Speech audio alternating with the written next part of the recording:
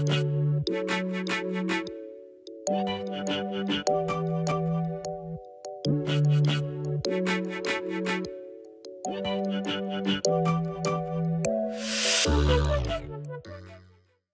bien bonjour, donc je suis avec Philippe Roussière et on est au Search Day et on va intervenir ensemble sur un sujet ô combien important aujourd'hui qui est celui de l'intelligence artificielle. Donc Philippe Roussière qui est directeur de la partie Research à Accenture. Et alors justement, qu'est-ce que tu vois toi arriver de cette vague déferlante d'intelligence artificielle? Alors, merci Alain. Ouais, effectivement, on est chez Search Day avec l'ensemble de l'écosystème de l'intelligence économique, des études stratégiques, donc mon poste de transformation de la façon dont Accenture découvre ses idées et façonne les tendances m'amène à utiliser l'intelligence artificielle aujourd'hui. Pourquoi et comment? Pourquoi? Parce que y a un vrai vivier de travail sur la data. La data, c'est un actif que typiquement l'intelligence artificielle peut exploiter. Partout où il y a un actif qui peut être exploité, optimisé.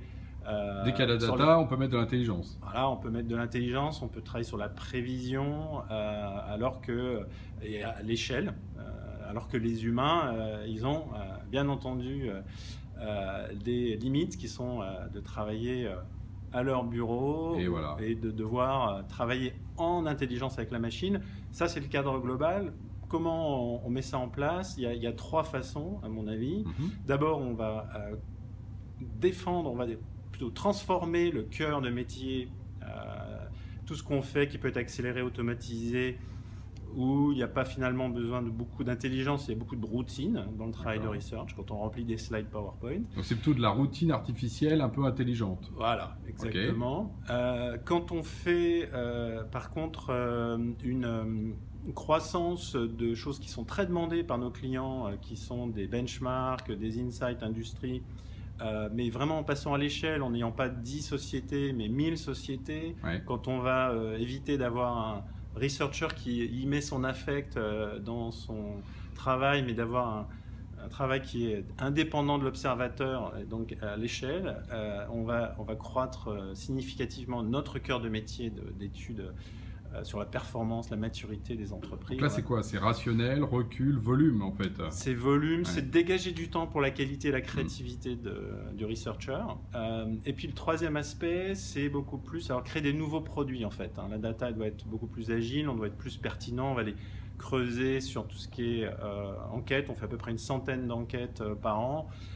On va faire du Uber cross-tabbing pour aller détecter des insights entre des facteurs qui n'avaient pas forcément été au préalable identifiés. Donc on transforme la vieille industrie des enquêtes qui fait du cross-tab classique. Là on fait du decision tree, on fait du sentiment analysis, on fait ça sur du social media, sur de l'open data.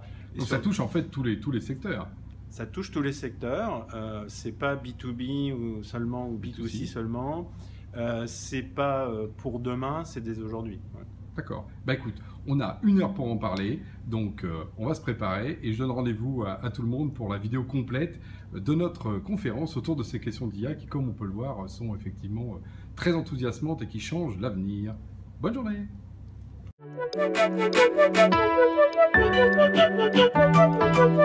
Thank you.